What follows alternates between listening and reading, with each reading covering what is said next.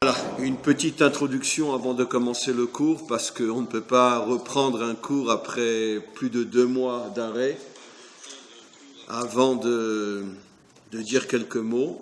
Donc évidemment, on s'y attendait, il y a très peu de monde. J'imagine que la plupart de ceux qui étaient habitués à venir au cours de K1 ont encore certaines inquiétudes. C'est normal, les gens, il y a plein de contradictions parce que d'un côté, ils sont des milliers les uns sur les autres sur les plages. Et puis dès qu'il s'agit d'un cours de Torah ou d'une fila à la synagogue, on voit personne. Je m'excuse de vous interrompre 2 secondes. Oui. Il y a un autre problème qui se pose. Le petit jet d'eau ne paraît plus. Ah, le petit d'eau ne paraît plus, oui. Alors effectivement, jusqu'à maintenant, c'est possible. J'envoyais chaque semaine une information par le petit d'eau. Ils sont devenus maintenant bi-hebdomadaires et payants. Oui. Bon, tout le monde est dans de grosses difficultés. C'est évident que si le petit hebdo n'est plus gratuit, c'est que... envoyer individuellement. N'oubliez pas de me confirmer vos adresses e-mail.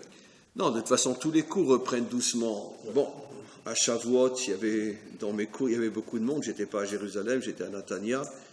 Beaucoup de monde, mais bon, c'était Shavuot. Mais c'est vrai que les synagogues sont plus ou moins encore vides, les cours... Les synagogues sont peut-être plus ou moins vides, mais il y a énormément de monde qui vit dans les rues. Tous les Shabbats chez moi, vous avez, en bas chez moi, même partout... qui prient dans la rue, oui. Oui, les gens prient encore dans les rues. Enfin, le seul endroit où on a oublié qu'il y avait le corona, c'était sur les plages et dans les parcs. Donc, l'homme restera toujours un homme. Dès qu'il s'agit de s'amuser, il n'y a plus de problème. Quand il faut être sérieux, on se rappelle qu'il y a des problèmes. C'est comme ça que ça fonctionne, et l'homme sera toujours un homme. C'est comme ça. Ok, bon, on va faire avec ce qu'il y a aujourd'hui. Le cours est à la mémoire de monsieur et madame Cain, et aussi pour la guérison totale et définitive de Huguette Bat Catherine, que le maître du monde lui envoie toutes les forces pour sa guérison. Et on va commencer notre cours. On ne va pas faire un cours sur la paracha Baalotera, parce que j'aurais voulu revenir avec tellement d'arrêts. J'aurais voulu revenir sur un point important sur Matan Torah.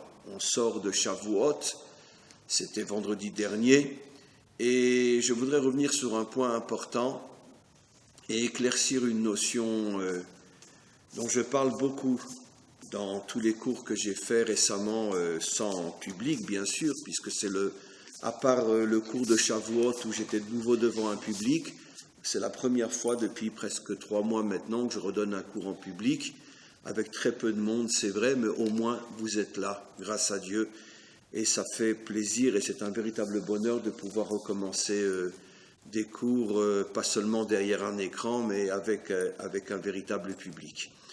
Et donc, je voudrais revenir sur une notion au sujet donc du don de la Torah.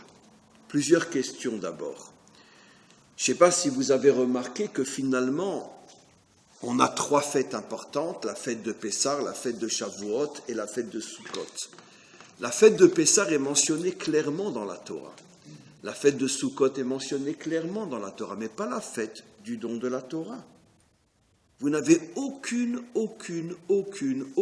allusion dans la Torah sur le fait que Shavuot est la fête du don de la Torah. C'est marqué la fête de Shavuot. Mais dans la Torah elle-même, si ce n'étaient les commentaires qui expliquent que la fête de Shavuot, c'est la fête du don de la Torah, on ne le saurait pas.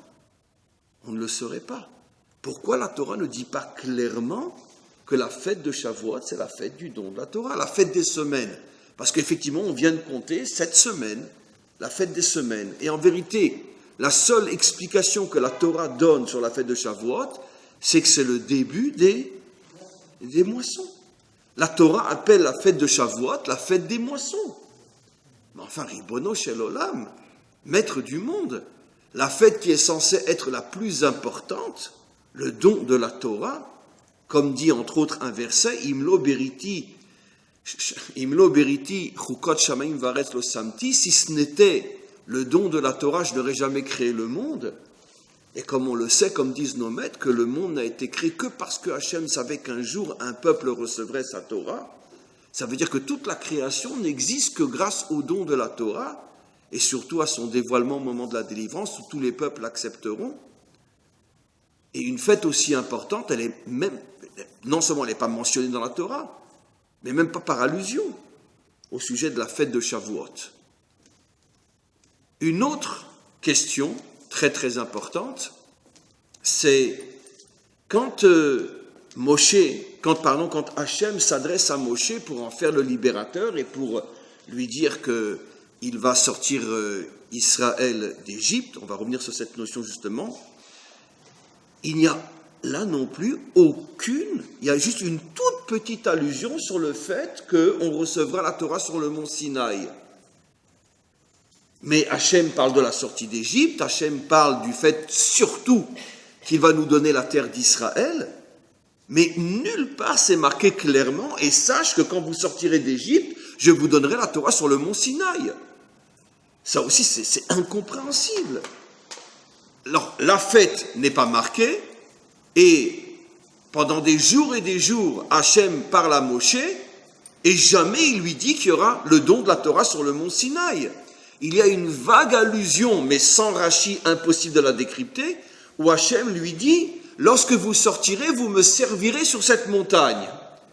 Mais comme beaucoup de commentaires disent, vous me servirez, ça fait allusion au fait qu'on va apporter des offrandes. Servir Dieu dans toute la Torah signifie apporter des offrandes. Et Rachid dit non, ici ça fait allusion au fait que quand vous sortirez d'Égypte, je vous donnerai la Torah sur cet endroit-là, qui est le mont Sinaï, là où, pour la première fois, Hachem se dévoile à Moshe. Mais mince alors, pourquoi ne dit pas clairement que tu vas donner la Torah sur le mont Sinaï? Pourquoi tu ne le dis pas? Pourquoi? Et troisième question, qui est en vérité le début caché de la réponse, c'est qu'on a un problème avec les prophètes. Les prophètes nous annoncent qu'au moment de la délivrance, la Torah sortira de Tzion. Comme il est dit, Ki mitzion tetze Torah, udvar Hashem Yerushalayim. De Tzion sortira la Torah et la parole d'Hachem de Jérusalem. En plus, je vous ai déjà dit des dizaines de fois que c'est même pas nous les Juifs qui disons ce verset. Qui dit ce verset-là? C'est les nations qui diront qu'elles veulent elles aussi recevoir la Torah de Tzion. Comme il est dit juste avant, elles s'accrocheront au tzitziot d'un Juif et elles voudront venir sur le mont Tzion pour recevoir la Torah qui sortira de Tzion. Alors évidemment, la troisième et dernière question, pourquoi la Torah va sortir de Tzion? On l'a déjà reçue il y a 4000 ans sur le mont Sinaï. Donc, mes amis, je vais vous révéler quelque chose. Encore une fois, Shivim Panim la Torah, et donc chaque réponse, c'est même pas l'ombre de tout ce que l'on peut dire, mais c'est important quand même. Sachez que il n'était pas prévu que la Torah soit donnée sur le mont Sion, sur le mont Sinaï. Parce que normalement, effectivement, la Torah aurait dû être donnée en Eretz Israël. Pourquoi la donner dans le désert? Pourquoi la donner surtout pas dans le désert? En Chutz La'aretz. Pourquoi donner la Torah en dehors de la terre d'Israël? Pourquoi? Et pour renforcer ce que je dis, que c'était tout à fait normal que la Torah soit donnée en Eretz Israël, puisque finalement la Torah, c'est l'âme de la nation juive lorsqu'elle vit sur sa terre. Pourquoi nous donner la Torah en Chutz La'aretz? Pourquoi nous donner la Torah en exil? Surtout qu'on sait que le désert fait allusion à l'exil. Comment nos prophètes appellent l'exil? Midbar Ha'amim, le désert des peuples. Parce que lorsqu'un juif est en dehors de sa terre, c'est comme s'il est dans un désert. Il n'a rien. Il n'a rien. Il croit qu'il a. Il croit qu'il prie à la synagogue, il croit qu'il a la Torah, mais il n'a rien. Nos prophètes ont déjà révélé que vivre en Chutz La'aretz pour un juif, c'est comme vivre dans un désert. Il n'a rien. Il vit dans un monde d'illusion totale. Et donc, encore une fois, puisque le désert fait allusion à l'exil, pourquoi recevoir la Torah en exil? La réponse est, comme on va le voir, que justement, il n'était pas prévu qu'on reçoive la Torah sur le mont Sinaï. On l'a reçue parce qu'il s'est passé quelque chose que je vais expliquer, mais normalement, effectivement, on aurait dû rentrer en Eretz Israël et recevoir la Torah en Eretz Israël. J'étais en train de dire que je vais vous apporter une preuve de ce que j'explique, et après je vais l'expliquer encore plus profondément. Vous savez très bien que dans chaque chose qui existe, il y a d'abord une racine. Avant d'être un être humain, on est une graine. Avant d'avoir un arbre, il y a une graine, il y a le fœtus. Chaque chose qui existe, il y a tout un tas à lire. Avant d'avoir la technologie d'aujourd'hui, on a d'abord eu un homme qui a frappé deux pierres et puis est sorti une étincelle. Chaque chose, et la Gemara le dit, c'est intéressant, hein, ce qu'on nous enseigne dans l'histoire, le Talmud le dit. Le Talmud va jusqu'à dire que c'est Adam, le premier, qui a tapé sur 2 silex pour sortir une étincelle. Et donc, il y a une évolution dans tout. Avant de devenir un adulte, on est d'abord un enfant, et avant on était un bébé, et avant d'être un bébé, on est un embryon, et avant d'être un embryon, on est une graine. Il y a une évolution. Et on sait que dans la graine est contenu tout ce qui sortira de la graine. Finalement, l'homme adulte, il est déjà contenu dans la semence. Les fruits de l'arbre sont déjà contenus dans la graine. Donc, il y a un commencement, ce qu'on appelle la racine, le makor, et cette racine contient tout. Or, nos maîtres nous affirment que les premiers qui ont accompli la Torah, c'était qui? La racine d'Israël. Qui est la racine d'Israël? Les pères et les mères. Nos maîtres nous disent que les pères et les mères accomplissaient toute la Torah. Pourquoi? Parce que si notre racine n'accomplit pas la Torah, comment voulez-vous que les fruits puissent être des fruits de Torah? Donc, on a quantité d'explications dans le Talmud, dans le Zohar et autres, qui nous disent que Avraham, Yitzhak, Yaakov et les 4 mères d'Israël accomplissaient toute la Torah, de manière à ce que la Torah soit dans la racine d'Israël et qu'elle puisse après porter le fruit qui est celle de la Torah du peuple juif. Très bien. Maintenant, on a quelque chose d'absolument incroyable au sujet des pères et des mères. C'est que nos maîtres nous disent que les pères et les mères n'accomplissaient la Torah qu'en Eretz Israël. Dès qu'ils sortaient d'Eretz Israël, ils n'accomplissaient pas la Torah. C'est-à-dire que quand Abraham avait envie de manger un bon jambon beurre, il allait en Syrie. Voilà. Oui, mais il n'y avait pas d'Arabes encore à cette époque-là. C'était des idolâtres. Donc il pouvait se taper un bon jambon beurre. Très bien. Quand il avait envie de manger une bonne langouste, il allait à Marseille. Très bien. Oui, c'est pas de moi. Hein. Nos maîtres nous disent, je vais vous apporter une preuve encore beaucoup plus grave que la langouste et le jambon beurre, je l'ai fait exprès.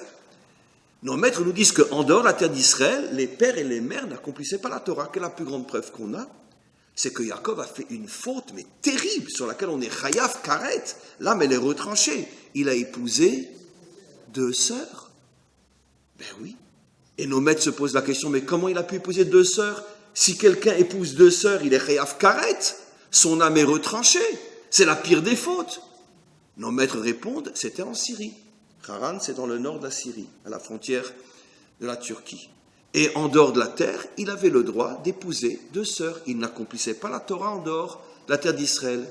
C'est malheureusement la raison pour laquelle, quand il est revenu en Israël, Rachel et Léa se sont réunies juste avant de traverser la frontière. Et elles se sont dit, qu'est-ce qu'on fait? On ne peut pas rentrer toutes les deux en Israël. En Israël, la Torah va à nouveau être accomplie. Et on est 2 sœurs. Qu'est-ce qu'on fait? Eh bien, avant même que Léa donne la réponse, Rachel a dit, bon, c'est pas grave, c'est moi qui m'en irai. Je t'ai laissé prendre mon mari la première, et je te laisserai encore continuer sans moi. Il y a une raison pour ça. Grâce à la Messirut Nefesh de Rachel, c'est grâce à son mérite qu'on aura la délivrance finale, comme on le sait. Elle savait ce qu'elle faisait. Mais quoi qu'il en soit, c'est pour ça que quoi? Qu'elle accouche, elle meurt. Et Yaakov se retrouve avec une seule sœur, Léa. Et donc il peut continuer avec elle. Quoi qu'il en soit, on voit donc que c'est la raison pour laquelle Rachel est morte dès qu'ils sont arrivés en Israël, parce que Yaakov ne pouvait pas vivre avec 2 sœurs en Israël, mais par contre il a vécu 20 ans en Syrie, il a vécu avec 2 sœurs. Qu'est-ce qui est plus grave, manger du jambon beurre ou se marier avec 2 sœurs? Manger du jambon beurre, non, 2 sœurs. Quand tu manges du jambon beurre, tu transgresses un lave, un lota assez, tu ne feras pas. Mais ton âme n'est pas retranchée. Par contre, quand tu épouses 2 sœurs, ton âme est retranchée. Donc, qu'est-ce qui est plus grave? Donc c'est sûr que s'il épousait 2 sœurs en Syrie, c'est sûr qu'il mangeait du jambon beurre en Syrie aussi. Non mais prenez-le au sérieux, c'est 100% vrai. D'accord ? Qu'est-ce qu'on voit de là ? Quel est le message qu'on voit de là ? On voit de là que la Torah, dans sa racine, n'existe que où ? Qu'en Eretz Israël. Ah, et rien que si j'ai fait ce quart d'heure de cours, ça suffit. Je m'adresse à tous mes frères et toutes mes sœurs en Chutz La'aretz. Arrêtez de vivre dans ce mensonge, dans cette illusion, de continuer à mettre les tefilines à Paris ou à New York ou je ne sais où. Mangez du jambon beurre. Si déjà, arrêtez. Venez en Israël. La Torah n'existe qu'en Eretz Israël. Alors, sachez, c'est ce que j'allais dire, vous avez précédé, que le Ramban Nachmanide, l'un des plus grands Mekoubal de tous les temps, bien avant le Ari HaKadosh, dit que la seule raison pour laquelle nous avons le devoir de continuer à pratiquer la Torah en dehors de la terre d'Israël, c'est pour ne pas l'oublier. C'est uniquement un entraînement, comme un soldat à l'armée qui s'entraîne tous les... Si, c'est une faute à partir du moment où nos maîtres nous ont obligés à continuer à préserver la Torah en Chutz La'aretz pour ne pas l'oublier, c'est une obligation des maîtres d'Israël. Mais dans le fond, dans l'essence des choses, toute la Torah qui est accomplie en dehors de la terre d'Israël n'est pas la vraie Torah. La vraie Torah n'est qu'ici en Israël. C'est pour ça que nos pères n'accomplissaient pas la Torah dès qu'ils traversaient la frontière. Pour bien montrer que la Torah, sa place est en Israël, uniquement. Maintenant, encore une fois, nos maîtres savaient très bien qu'on allait passer la majorité de notre histoire en dehors de notre terre. C'est pour ça que si on s'arrêtait d'accomplir la Torah en dehors de notre terre, ça fait longtemps que tout le monde aurait oublié la Torah. C'est pour ça que je donne l'exemple des soldats. Les soldats s'entraînent sans arrêt, pourquoi ? Parce que s'ils ne s'entraînent pas jusqu'à la prochaine guerre, ils ne seront pas du tout prêts. Mais l'entraînement, c'est pas la guerre. L'entraînement, c'est pas la guerre. C'est une guerre fictive, virtuelle. Eh bien, la Torah, en dehors de la terre d'Israël, est une Torah virtuelle.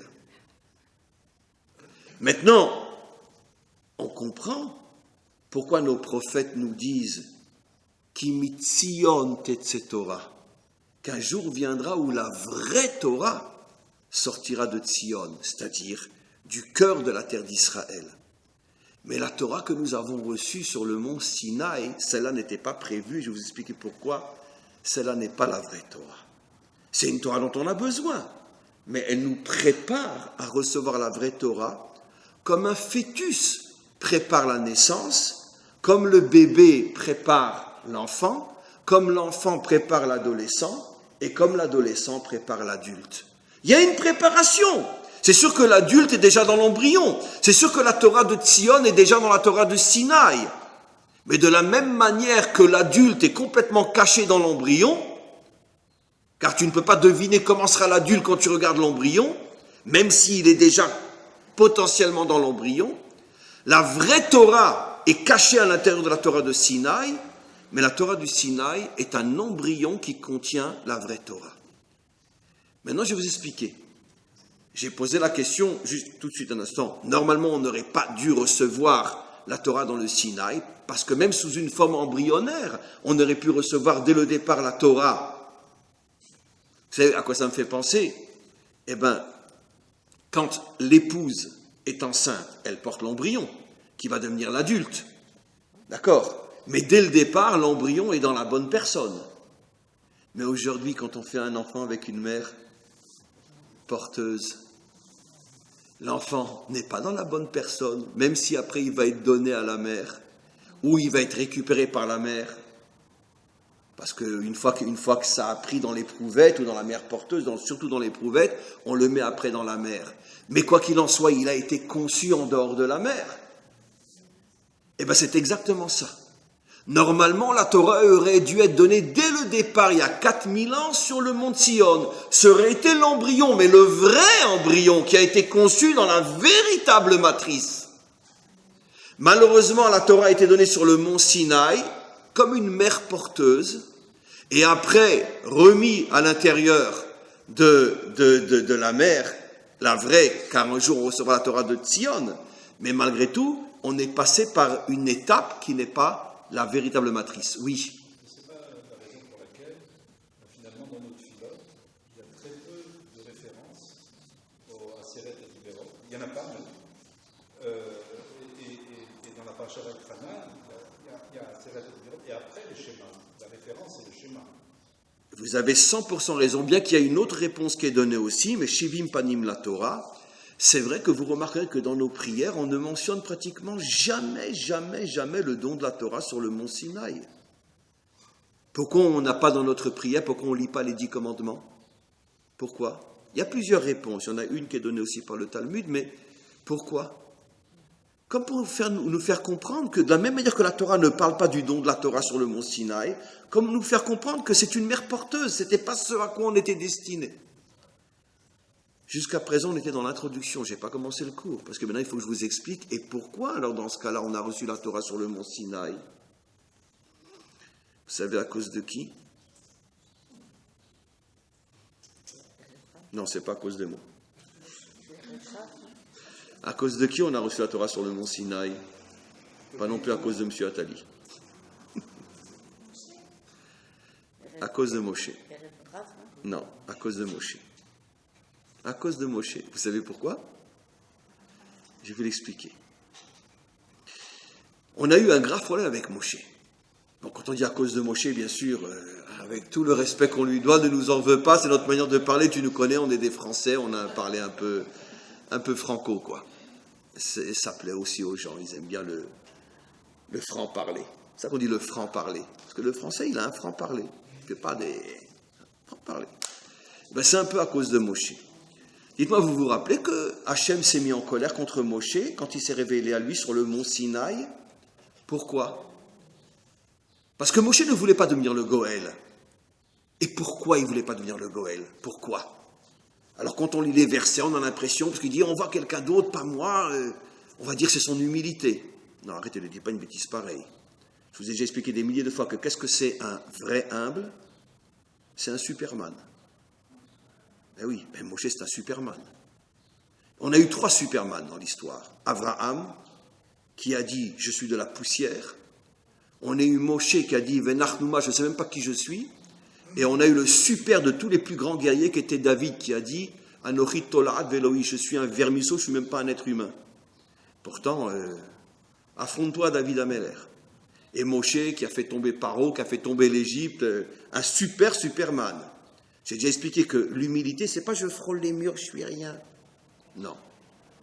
C'est quoi la véritable humilité? C'est que toute ma vie je la consacre à Hachem. Je ne prends rien pour moi. Moshe, toute sa vie, la consacre à Hachem, et quand il peut enfin cueillir le fruit, rentrer sur la terre d'Israël, Hachem lui dit, reste dehors, crève dans le désert. Voilà. N'importe qui aurait dit à Hachem, allez, daï, fiche-moi la paix. Il a continué à le servir. Voilà. Ça veut dire que David Ameller, toute sa vie, il a passé toute sa vie, à chaque fois qu'il faisait une conquête ou qu'il détruisait un ennemi, d'accord, à mettre l'argent de côté pour construire le futur temple. Le premier temple. D'accord? Il n'a jamais pris un centime pour lui. Nos maîtres nous disent que toute sa vie, David Ameller mangeait une fois par 24 heures un morceau de pain et un verre d'eau, roi d'Israël. C'est dans le Talmud. Il n'a pas pris un centime pour lui. Il a tout préparé pour son fils Shlomo, mais lui, il pensait que ce serait pour lui pour construire le temple. Et quand enfin il sait qu'il a suffisamment d'argent pour construire le temple, il dit à Hachem, toute ma vie j'ai risqué, j'ai donné toute ma vie pour toi, pour te construire ta maison, je peux la construire maintenant? Alors Hachem il est super, qu'est-ce qu'il lui dit? Non, pas toi, ton fils. D'accord. Comment? Qu'est-ce qu'il fait Hachem? Toujours la même chose. D'accord? Pour tester un homme, si cet homme il le fait pour lui ou pour lui avec un petit L ou pour lui avec un grand L, il le laisse se donner toute sa vie, et quand au moment où il est prêt à cueillir le fruit, il lui dit, mais non, le fruit n'est pas pour toi. Voilà. Moshe avec la terre d'Israël, David avec le temple, et il y a des milliers d'autres exemples. C'est ça un homme humble. Un homme humble, c'est quelqu'un qui voue toute sa vie à Hachem, et quand il est sur le point de récolter une récompense, et qui voit qu'il ne l'aura pas, il dit c'est pas grave, moi le Ika, je t'ai donné ma vie. Ça c'est l'humilité. Ça veut dire c'est la destruction de l'ego. Puisque qu'est-ce que c'est en vérité l'orgueil? C'est le culte de l'ego. D'accord? Ah, je donne beaucoup de tzedaka, hein, mais c'est pour qu'on dise que je suis un homme bien. Ah, je suis un super enseignant, hein, mais c'est pour que tout le monde dise, vous avez écouté les cours du Rav Dino, oh là là, vous comprenez? Donc en vérité, c'est vrai, je donne, mais c'est parce que ça me fait plaisir. D'accord? Bien sûr. C'est pour ça que nos maîtres nous disent que le plus gros cadeau que fait Hachem à un homme juste, c'est qu'il est bourré d'ennemis et de critiques. Pourquoi? Rabbi Nachman dit à quoi ressemble la critique sur un juste? C'est l'eau qu'on verse sur une plante pour la faire pousser. Pourquoi? Parce que si tout le monde m'admire, alors mon ego il va monter. Mais si quoi que je fasse, je suis critiqué et je continue. C'est-à-dire, je comprends que c'est un cadeau qu'Hachem me fait pour casser mon ego. C'est pour ça que nos maîtres dans le Talmud vont jusqu'à dire que tout Rav qui est aimé par sa communauté est un charlatan.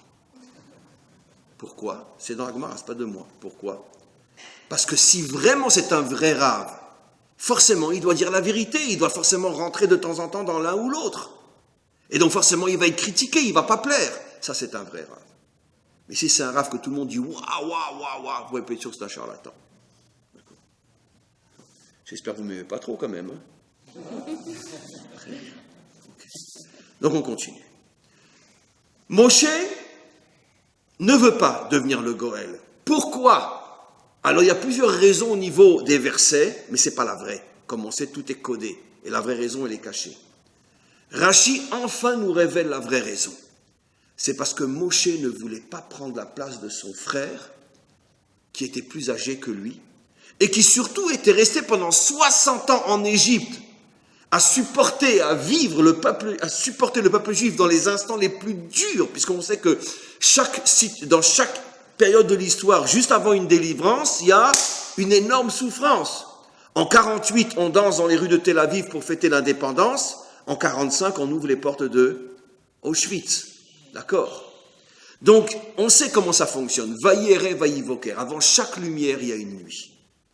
Et donc, les 60 dernières années où Moshe n'était pas là, c'est les années les pires, où Pharaon, disent nos maîtres, tous les jours, il égorgeait 250 enfants juifs le matin et 250 enfants juifs le soir et se baignait dans leur sang.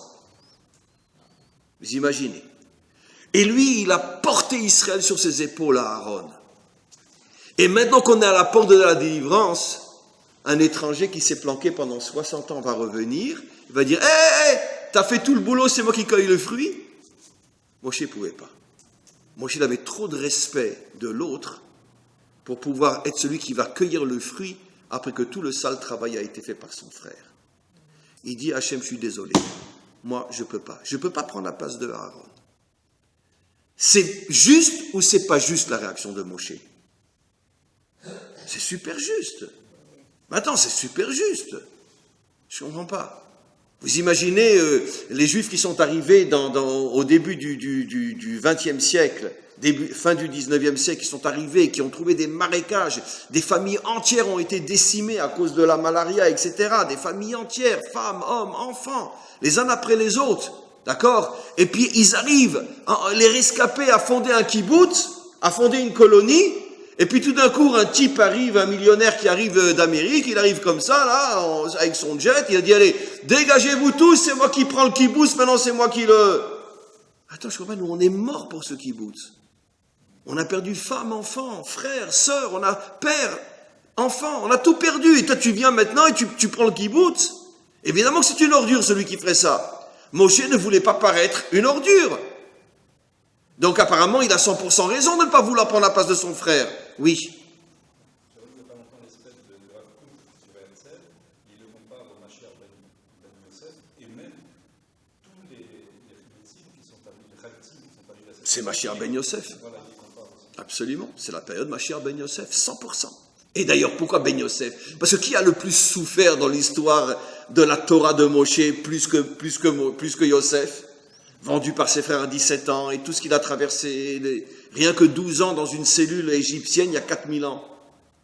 Combien de temps il a tenu Moursi dans la prison égyptienne? Combien de temps il a tenu? 1 an. 1 an, il était en parfaite santé. Alors il y a 4000 ans, dans une prison égyptienne, imaginez, il a tenu 12 ans. D'accord? Et puisque ce qu'il faut rajouter aussi, je ne sais pas rien de cette souffrance-là, il était jeune et très beau. Hein? Et vous imaginez, tous les jours on lui courait derrière. Hein? Vous imaginez ce qu'il a traversé pendant 12 ans dans une prison. Toutes les prisons, il y a de l'homosexualité. Alors quand tu es un beau gosse comme ça, t'as 17 ans, tu es jeté dans une prison, imaginez-vous ce qu'il a dû traverser pendant 12 ans. Et il en a eu d'autres épreuves encore après, etc. Mais bon, peu importe. Donc c'est pour ça que la période justement qui précède la délivrance s'appelle Mashiach ben Yosef, parce que c'est la période la plus dure. Toutes les guerres, toutes les souffrances, etc. C'est ça Yosef. Donc maintenant je reviens. Et malgré tout, Vayichar Raf Hashem ben Moshe, Hashem se met en colère contre Moshe. Et il le punit gravement. Donc 2 questions. Pourquoi il se met en colère contre lui et pourquoi il le punit gravement et quelle est la punition? Dans la réponse, il y a toutes les réponses. Il lui dit, tu sais quoi Moshe? Tu veux pas prendre la place de ton frère? Eh bien de toute façon, tu te tais. Je t'oblige à prendre la place de ton frère. Tu vas être le Goël Nekuda. Bon, Moshe voit qu'Hachem se met en colère et il n'y a plus de discussion possible. Hachem se met en colère. Il dit, bon d'accord, d'accord, très bien. Et c'est quoi la punition? Il dit, tu as une sacrée punition. Tu sais que tu aurais dû être Cohen. C'est toi, c'est Rachi explicite, c'est toi qui aurais dû être Cohen. Eh bien, puisque tu n'as pas voulu prendre la place de ton frère, eh bien, c'est ton frère qui va être Cohen. Cohen Gadol, je parle.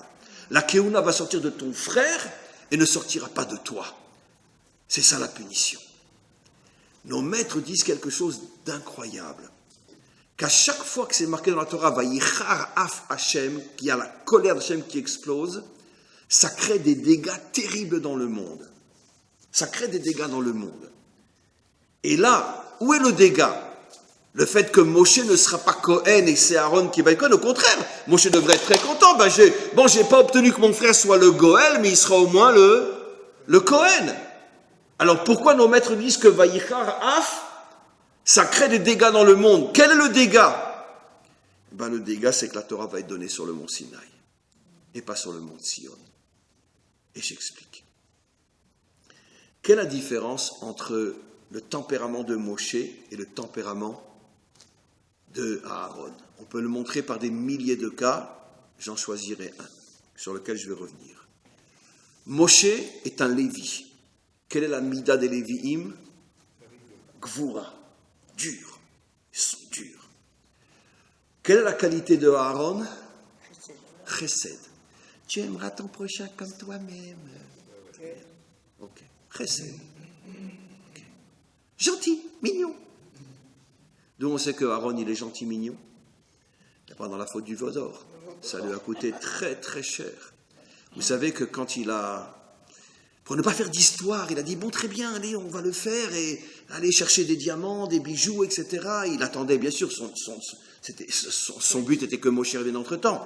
Mais bon, il a voulu composer, il a voulu, bon, très bien, pour avoir la paix, on va partager Jérusalem, on va donner la main à Judée et la Samarie, très bien, on le connaît, le tempérament d'Aaron, c'est nous, quoi. Très bien.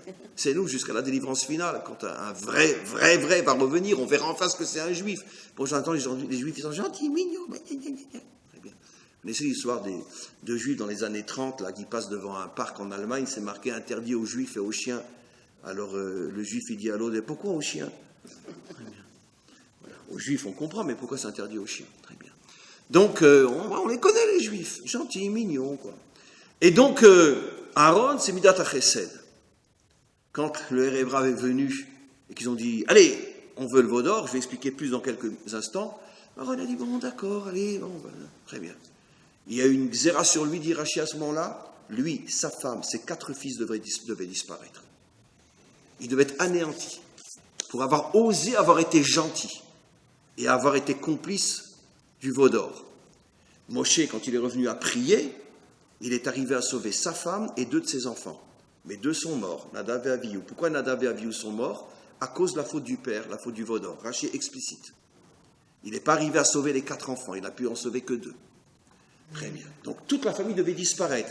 Pourtant, il a été très gentil. D'accord. Et le bon Dieu, il ne supporte pas les gentils. Mais ça, on ne le sait pas, parce que ça fait des millénaires qu'on croit que le bon Dieu, il est gentil. On continue. Maintenant, Moshe, c'est un gentil Moshe. Moshe, quand il redescend et qu'il voit le veau d'or, il dit « Mi Hashem Elai » Qui veut se battre pour Hashem avec moi? Tous les Lévi'im se rassemblent avec lui et il massacre des milliers de personnes. Il massacre des milliers de personnes. Ah oui, le premier qui a tué des Juifs, c'était Moshe. Oui. Ah non, il a tué des Juifs aussi, parce que c'est le Erev Rav qui était à la tête du veau d'or, mais il y a plein de Juifs qui ont suivi. C'est marqué explicitement qu'ils ont tué des pères, des mères et des enfants, juifs. Ça veut dire juifs de naissance, pas seulement du Erev Rav. Parce que plein de Juifs ont suivi le Erev Rav. Donc, Moshe, c'est un dur. Alors maintenant, comprenez la différence. Vous connaissez tous et toutes le verset qui nous dit « Hashem oz le'amo yiten ». Hashem yiten. Hashem oz le'amo yiten. Pas marqué « Hashem oz le'amo natan ». Hashem oz le'amo yiten. Hashem donnera un jour à son peuple le oz. C'est quoi le oz? La puissance, la force, le courage. Mais au futur. Et nos maîtres disent en oz est la Torah. Le oz, c'est la Torah. La Torah est là pour faire de toi un homme fort. Mais le problème, c'est que le verset est au futur, comme la Torah de Tzion. Yiten, Hashem oz l'amo yiten. Un jour viendra où on découvrira une nouvelle facette de la Torah. Une facette qui fait de nous des gens forts, des gens courageux. Mais pour l'instant, le problème, c'est que la Keuna, elle a quitté Moshe, qui est la force, elle est passée chez Aaron, qui est la gentillesse. Or, mes amis, dans le contexte de la Torah, qui est le représentant de la Torah? Les Kohanim. Les Kohanim sont les représentants de la Torah. Comme il est dit, Yoru Mishpatecha le Yaakov. C'est eux qui enseignent la Torah à Yaakov, au peuple juif. Quelle était la fonction principale de 99,9% des Kohanim pendant des siècles? Mais l'enseignement de la Torah. Ils n'étaient pas tous au Beth Amikdash. Au Beth Amikdash, combien de Kohanim pouvaient rentrer? Quelques centaines. Mais il y avait des centaines de milliers de Kohanim. Qu'est-ce qu'ils faisaient toute l'année? Eh bien, ils enseignaient la Torah. Et pourquoi les Kohanim? Parce que Hachem voulait qu'il y ait dans le peuple juif un modèle qui représente la Torah. Très bien. Alors maintenant, le problème, c'est qu'on sait très bien que le modèle, il influence toute ma perception de la Torah qui est transmise par ce modèle. D'accord? Mais si je suis un modèle et que je transmets un enseignement, eh bien évidemment, les gens qui me suivent vont adhérer à cet enseignement en suivant le modèle que je suis moi. C'est clair. C'est-à-dire que si je suis un rave qui a des papillotes, eh bien tous ceux qui me suivront vont porter des papillotes. Si je suis un rave qui porte un shtreimel, tous ceux qui vont me suivre auront un shtreimel. Si je suis un rave qui ne porte pas de shtreimel, ben ceux qui me suivront n'auront pas de shtreimel, puisque les gens adhèrent au modèle. Forcément. Donc le choix du modèle, il est fondamental. Pourquoi? Parce que selon que le modèle il est tel ou tel caractère, les gens vont comprendre que la Torah, elle est tel ou tel caractère. Si mon modèle c'est Moshe, c'est lui le Kohen, et qui me montre une Torah de Gvura, une Torah de force, une Torah de lutte, une Torah de courage, eh bien alors, ça va être comme à l'époque du roi David. Dans l'armée du roi David, qui était dans l'armée du roi David? Les plus grandes sadikim du pays. Oui, les plus grandes sadikim du pays. Si quelqu'un était pris dans l'armée du roi David à parler pendant la prière, il était jeté de l'armée, même si c'était un général. Que des grandes sadikim. Je ne comprends pas, quand on regarde les grandes sadikim aujourd'hui, on n'arrive pas à comprendre comment ils peuvent être dans l'armée. Parce qu'ils sont gentils, mignons. Non, les tzadikim à l'époque de Moshe, mais c'était des tzadikim, de vrais tzadikim. Mais seulement à l'époque de Moshe, à l'époque de David, il avait constitué une armée où il y avait en même temps la puissance de l'âme et la puissance du corps. Il avait retrouvé la dimension disparue de la Torah, qui est la Gvura. Et ne pouvait rentrer dans l'armée de David que quelqu'un sur lequel on savait qu'il avait une puissance spirituelle en même temps qu'une puissance physique incroyable. Donc les meilleurs. D'accord ? D'où viennent les arts martiaux ? Vous le savez tous et toutes, j'ai déjà enseigné déjà. Ça vient de chez nous. C'est nous, les arts martiaux. Après, quand les 10 tribus ont été exilées, sont partis en Pakistan, en Afghanistan, puis après en Inde, en Chine, au Japon, c'est eux qui ont enseigné les arts martiaux. Bien sûr, j'ai déjà fait un cours là-dessus.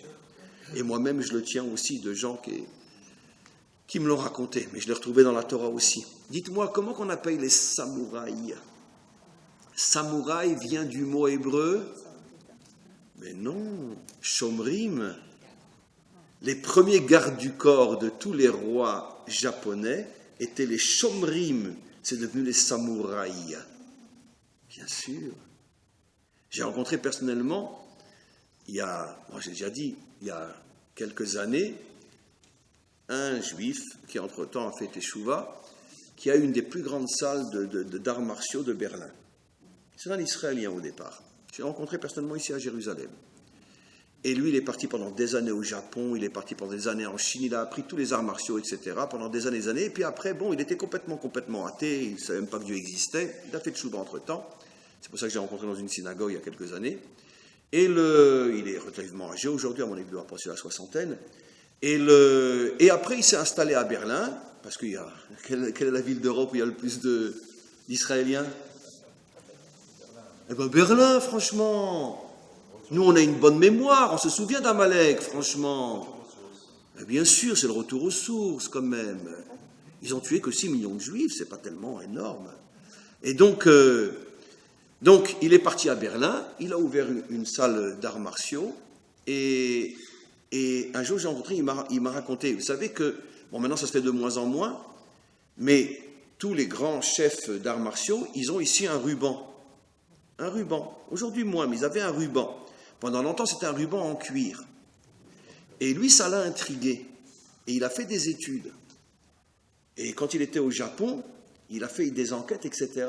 Il a demandé à de vieux chefs, etc., qui avaient entendu de vieux chefs. Mais d'où vient ce ruban de cuir sur la tête des grands maîtres de karaté, etc.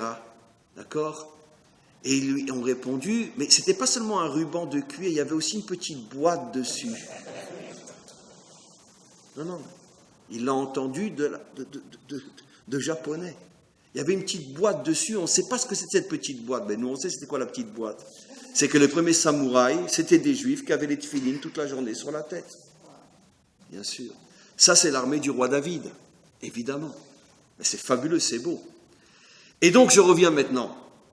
Donc, normalement, on a eu une sorte de microcosme de ce qui est au moment de la délivrance, bien sûr, puisque le roi David, c'est le modèle du Mashiach. Donc, lui aussi, dans son armée, c'était que des gens extrêmement spirituels, mais en même temps extrêmement forts, qui avaient la vraie Torah. Mais avant David et après David, jusqu'au Mashiach, le modèle de la Torah, c'est le modèle de Aaron. C'est quoi le modèle de Aaron ? D'accord ? Toute la journée, il faut être gentil, il faut être mignon, etc. Quand on te frappe sur une joue, tu tends l'autre joue, etc. Bon, presque, c'est presque. Et c'est la Torah gentille, quoi. La Torah gentille. Toute la journée, on entend les mêmes discours. Il ne faut pas dire de mal sur personne, il faut être gentil, il faut ci, il faut ça. On le connaît, le discours de la Torah du Galout. On le connaît, d'accord ? Et puis quand il y a les accords d'Oslo, on trouve un parti ultra-religieux qui signe aussi les accords d'Oslo. Même s'ils ont regretté après. Et donc, voilà. Ça veut dire qu'à partir du moment où Moshe, il a fait cette erreur, parce que Moshe aurait dû comprendre, mais attends, si c'est Aaron le Goël, ça va donner une vision de la Torah qui n'est pas la vraie vision. Ça veut dire ce que moi j'appelle dans mon langage à moi, ça ne sera plus la Torah, ça sera la religion. Quelle est la différence entre la Torah et la religion ? C'est que la religion, elle est là pour nous endormir, pour faire de nous des gens gentils. Tandis que la Torah, elle est là pour faire de nous des gens forts. Des gens forts, c'est-à-dire des gens à qui tu dis, donnez-nous la moitié de Jérusalem, ou bien on continue à faire sauter des bus. Qu'est-ce qu'un religieux répond? Est-ce que tous les religieux ont répondu, ici dans notre pays? Enfin, presque tous. Bon, alors ça va, c'est pas grave, alors on peut donner la moitié de Jérusalem pour qu'il n'y ait plus d'autobus qui sautent. Mais qu'est-ce qu'un homme de Torah répond? C'est pas les nôtres qui vont sauter, c'est vos maisons qui vont sauter. On va tous vous foutre dehors. Ça, c'est ce qu'un un vrai homme de Torah répond. Le problème, c'est qu'il n'y a pas d'homme de Torah dans ce pays. De vrai. Ou un ou deux, quoi, mais ils ne peuvent pas monter une armée. Vous comprenez? Il y a quelque chose qui ne me laisse pas en paix. Vous avez dit que Rachel, elle a choisi de mourir. Comment elle a choisi? On a appris que Yaakov, quand il a dit qui a volé le dieu de Lavan, elle va mourir. Lui ou elle va mourir. C'est pas ça. Encore une fois, c'est pour ça que je dis toujours Shivim Panim la Torah. Il faut savoir que la Torah, c'est comme un puzzle. Un avis dit ça, un avis dit ça. On croit que c'est des avis différents, mais en vérité, quand on rassemble tous les avis, on a la grande image. Tout est vrai, mais à différents niveaux. Il y en a qui disent que c'est parce que c'est Yaakov, sans savoir qu'il l'a maudit, en disant que celle qui a volé Lavan, qu'elle meurt, etc. C'est une raison. Mais quand on rassemble tous les morceaux, on a la grande image et on voit que tout se complète. Mais une des raisons que rapportent nos maîtres, c'est celle que je vous ai dit, moi, dans le cadre de mon cours, c'est parce que Yaakov ne pouvait pas rentrer avec 2 sœurs en Israël. Mais comment elle peut choisir? Parce qu'elle a passé sa vie à se sacrifier pour le peuple juif. Rachel savait, elle avait vu Bénévoua, que grâce à tous ces sacrifices, le peuple juif sortirait un jour de l'exil grâce à son mérite à elle. Donc elle s'est sacrifiée pour permettre un jour de mettre son mérite en congélation, et quand le maître du monde en aurait besoin, il le décongèle et on sera libéré. Par le mérite, c'est un fameux midrash que j'ai déjà expliqué dans mes cours. Donc, on continue. On a bientôt terminé, encore 10 minutes et le cours est terminé. Alors bien sûr, j'ai exagéré un petit peu dans ce que j'ai dit, mais globalement, quand tu arrêtes aujourd'hui un homme religieux dans la rue, même un juif religieux dans la rue, avec 1001 nuances, mais globalement, d'accord? Tu discutes avec lui. Alors, c'est quoi la Torah? Qu'est-ce qu'il va te répondre?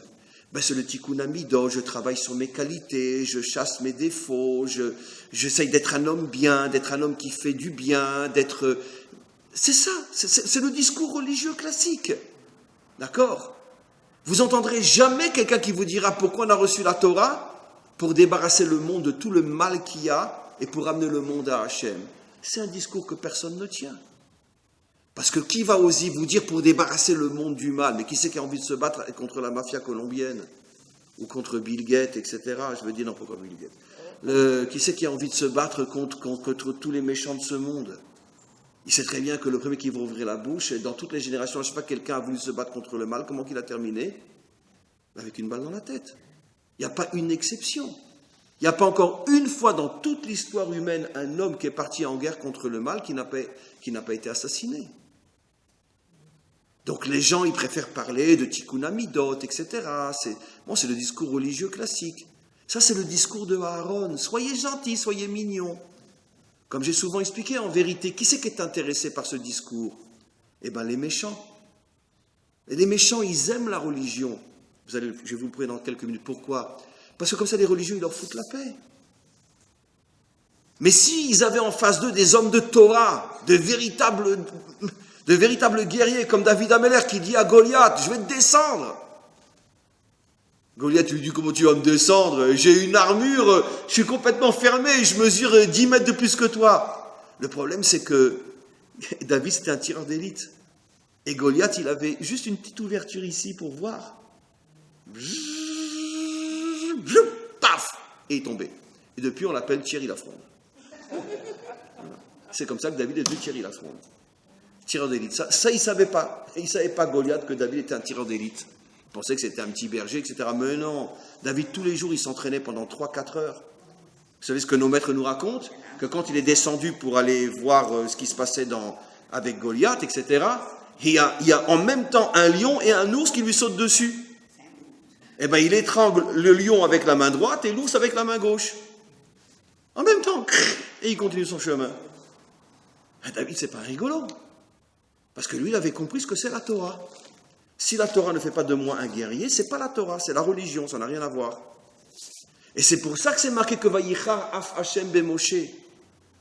Et comme j'ai expliqué que quand Hashem se met en colère, il y a une destruction dans le monde. Pourquoi? Parce que la destruction c'est que depuis 4000 ans, le modèle de Torah qu'on a, c'est soyez gentils, ne soyez pas méchants. Et c'est pour ça que ça fait 4000 ans qu'on est piétiné par les peuples, par les dictateurs.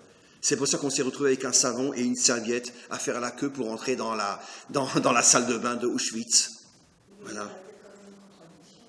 Comment? Si Moshe était puni parce qu'il ne voulait pas, il a refusé votre Noël et qu'il voulait que son frère soit le Cohen. pour le bénéfice de tout ce qu'ils avaient fait entre autres dans son cas. Et on voit ce que ça a donné. Vous dites vous-même, le peuple, mais dans ce cas-là, pourquoi est-ce que Hachem approuve quelque part Moshe que Aaron? C'est pas approuver, c'est punir. Ça veut dire que le monde a été créé, comprenez bien, et je sais que vous allez le comprendre, Hachem lui-même se limite au choix des hommes. C'est ce qu'on appelle le libre arbitre. À partir du moment où Moshe a montré clairement qu'il ne voulait pas tout prendre, c'est ton choix, très bien. Mais sache que ton choix, le monde va le payer pendant des millénaires. D'accord? Il va le payer pendant des millénaires. C'est l'une des raisons pour lesquelles le Zohar nous dit que dans chaque génération, l'âme de Moshe revient et elle s'incarne dans un juif. Pourquoi? Parce que comme Moshe non seulement il n'a pas terminé son travail, mais il a commencé le drame de toute l'histoire humaine, il revient dans chaque génération pour continuer le tikkun de ce qu'il a fait en mettant Aaron à sa place. Le monde a été créé selon le principe que Hachem se plie aux décisions des hommes, surtout quand il s'agit d'hommes de cette taille-là. Tu veux pas? Très bien, tu vas voir, tu vas comprendre. Oui, mais encore une fois, si on avait des heures et des heures, j'expliquerai plus profondément. Mais il faut comprendre que cette situation est la conséquence directe de ce que Moshe n'a pas voulu prendre tout et ne rien laisser à son frère. Mais ça a amené le fait que depuis des millénaires, notre vision de la Torah, c'est sois gentil, ne sois pas méchant, mais surtout ne sois pas un guerrier. Regardez, aujourd'hui les choses changent. Comme je vous l'ai expliqué, et qui mieux que moi le sait, puisque j'enseigne à l'armée aussi. Aujourd'hui, il y a de plus en plus de Haridim qui s'enrôlent à l'armée, grâce à Dieu. Des Datim, ça fait longtemps, mais des Haridim aussi, et dans les unités combattantes. Mais ça remonte à 5-6 ans. Jusqu'à présent, où étaient les Haridim? Pendant que nos enfants allaient se faire massacrer à Gaza, où étaient les Haridim? Ah, mais nous, on fait le combat spirituel, nous, on se bat. D'accord, mais pendant les vacances, tu fais du kayak comme tout le monde. Hein. Alors, quand c'est la guerre, tu te bats avec ta Gemara, mais quand c'est Ben Azmanim, tiens, c'est marrant, c'est plein de Haridim qui font du kayak sur le Yarden. Alors, je comprends pas, mais si tu dois étudier la Torah, comment se fait que tu es en train de faire du kayak maintenant? Bon, heureusement, maintenant, la nouvelle génération a compris qu'on se foutait d'eux, et maintenant, ils commencent à s'enrôler eux aussi. Mais quoi qu'il en soit, jusqu'il y a encore 5-6 ans, je veux dire, les orthodoxes, moi je me bats avec mon livre, moi, d'accord? Moi je me bats avec mon livre. Pourquoi? Parce que c'est ça la Torah de Aaron. De croire que la spiritualité va nous sauver. Non, il faut aussi concrètement faire quelque chose. Et Aharon Chaviv, pour terminer, maintenant vous allez comprendre une chose extraordinaire. C'est quoi la faute du veau d'or? Qui est l'illustration de tout ce que j'ai expliqué. Pourquoi le Erevra veut absolument que Aaron soit associé dans le veau d'or? Pourquoi? Et qu'est-ce qu'ils ont besoin de lui? Mais parce que, c'est quoi la faute du veau d'or? J'ai expliqué des centaines de fois, et vous le savez, que le veau d'or représentait la puissance matérielle. Puisqu'à cette époque-là, c'est quoi l'économie? L'économie est fondée sur quoi? Sur l'agriculture. Et quel est l'animal qui permet l'agriculture? Le bœuf, la charrue. C'est comme si aujourd'hui on devait dessiner le symbole de l'économie mondiale, on dessinerait quoi? Un ordinateur. À l'époque, c'est un veau, un bœuf, d'accord? Qui est le symbole de la puissance matérielle. Alors pourquoi ils veulent Aaron? Mais parce que c'est ça. On veut associer le monde matériel à la religion. Aaron, le RF avait compris que Aaron, il représente la religion. Ça veut dire celui qui rend les gens gentils. Et ceux qui veulent la puissance matérielle, ils sont intéressés par un monde dans lequel les gens sont gentils. Pourquoi? Parce que comme ça, on leur fiche la paix. Ils peuvent continuer à s'en mettre plein les poches. D'accord? Et les religieux, ils sont à la synagogue. Comme ça. Qui est le premier qui a compris ça? C'était pas un juif. Le premier qui a compris, donne au peuple et ils te ficheront la paix. Comment il s'appelait? César. Quand il a commencé à faire des cirques partout. Elle est connue cette phrase-là, on l'a appris à l'école. Il a commencé à faire des cirques partout. Sont venus ses conseillers, ils ont dit, en fait, César, pourquoi tu dépenses tellement d'argent pour que le peuple... Parce que c'était des arènes, ça coûtait cher. Et les gladiateurs et tout ça. Il a dit, donne du plaisir au peuple et ils te ficheront la paix. Comme ça, on pourra gouverner sans que personne ne s'intéresse à ce qu'on fait. Donne du pain. Alors aujourd'hui, c'est donne du pain. Aujourd'hui, c'est donne de la télévision. Voilà. Ça veut dire que Mitzion, etc., avec la Varachem de Yerushalayim, si Yerushalayim, c'est la même chose. Oui. Ça veut dire qu'il y aura Une autre Torah. C'est pas la Ça lettre veut dire... qu'on va lire différemment. Ça veut dire qu'il y a une énergie différente qui va sortir. Une énergie différente qui va sortir. Regardez comment aujourd'hui on traduit dans toutes les Bibles, y compris les traductions juives. D'accord? Ve'ahavta l'ereacha kamocha. Tu aimeras ton prochain comme toi-même. Ton prochain comme toi-même. D'accord?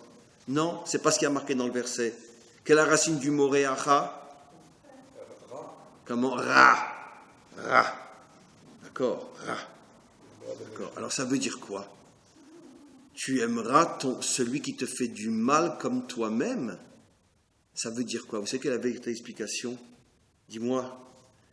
Quand tu ressens qu'on te fait du mal, qu'est-ce qu'un homme normal quand on lui fait du mal? Il réagit, il ne se défend pas, d'accord? Alors tu aimeras celui qui te fait du mal comme tu es avec toi-même quand on te fait du mal. Tu réagis, tu ne te laisses pas faire. Eh bien non plus, ne te laisse pas faire. C'est ça que ça veut dire. Comme tu es avec toi-même, sois avec celui qui te fait du mal. Mais cette traduction faussée, criminelle, qui est tu aimeras ton prochain comme toi-même, nous fait croire qu'on doit être gentil avec tout le monde. Non. Quand j'approche ma main du feu, je la laisse près du feu, non, je la retire. Donc, comme tu es avec toi-même quand tu sens qu'on te fait mal, sois avec ceux qui sont dangereux pour toi. C'est ça que ça veut dire. Et j'ai rien inventé, hein.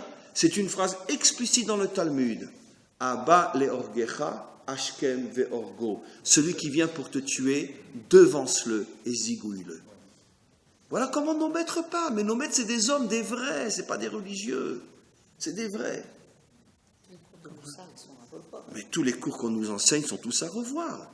Les gens ne se rendent même pas compte à quel point ils sont complices de la religion. Combien ils nous affaiblissent avec tous leurs discours de sois gentil, sois pas méchant. Donc, maintenant, on comprend pourquoi ils sont venus voir Aaron. Parce qu'ils avaient besoin d'un modèle religieux qui calme les gens pour qu'eux puissent s'en mettre plein les poches, avoir le pouvoir, avoir l'argent, avoir ce monde. Et comme ça, les gentils sont à la synagogue, les méchants sont avec nous, et comme ça, on est tranquille. Voilà. C'est peut-être en vérité un remède extraordinaire. Moi, je l'ai enseigné en hébreu. J'ai terminé. J'ai enseigné que finalement, ceux qui réfléchissent, ce que nous a fait le corona, que toutes les synagogues, toutes les yeshivot étaient fermées, etc. J'ai fait un cours en hébreu où j'ai expliqué combien de gens ont compris qu'il y avait quelque chose de juste. En fait, comme si Hachem nous disait, arrêtez de vous réfugier dans les temples, devenez des hommes. Comprenez que ce monde, il a besoin justement de vous. Arrêtez. L'économie, la politique, l'armée, le social a besoin de gens bien, mais si les gens bien sont que dans la synagogue, le monde ne changera jamais. C'est pour ça qu'Hachem, il a fermé toutes les synagogues, il a fermé tous les centres d'études, il a tout fermé, peut-être pour qu'on prenne conscience que finalement, c'est pas là-bas qu'Hachem nous veut. Hachem, il nous veut dans ce monde, pour pouvoir changer ce monde. C'est sûr que c'est plus facile dans des hommes de yeshiva que dans une société de high-tech, etc. Parce que là-bas, il y a la corruption, il y a ci, il y a ça, dans la synagogue, tout le monde il est beau, tout le monde il est gentil. C'est facile. C'est pour ça que la religion fait ce choix. Et donc c'est ce qu'on doit comprendre du corona, que finalement que tout a été fermé pour nous faire comprendre que quoi? Qu'il faut être dans ce monde, il faut s'engager. J'ai terminé. Vous avez compris maintenant pourquoi la Torah ne parle pas du don de la Torah? Parce que la Torah qui a été donnée sur le mont Sinaï, elle n'intéresse pas la Torah. La vraie Torah, c'est celle qui sortira de Tzion, quand on sera nouveau une nation. Et c'est pour ça que c'est marqué au futur, Hachem, Oz l'amo yiten. Un jour, on recevra de la Torah de véritable force. Et on ne sera plus des rabbins. Très bien, on y va.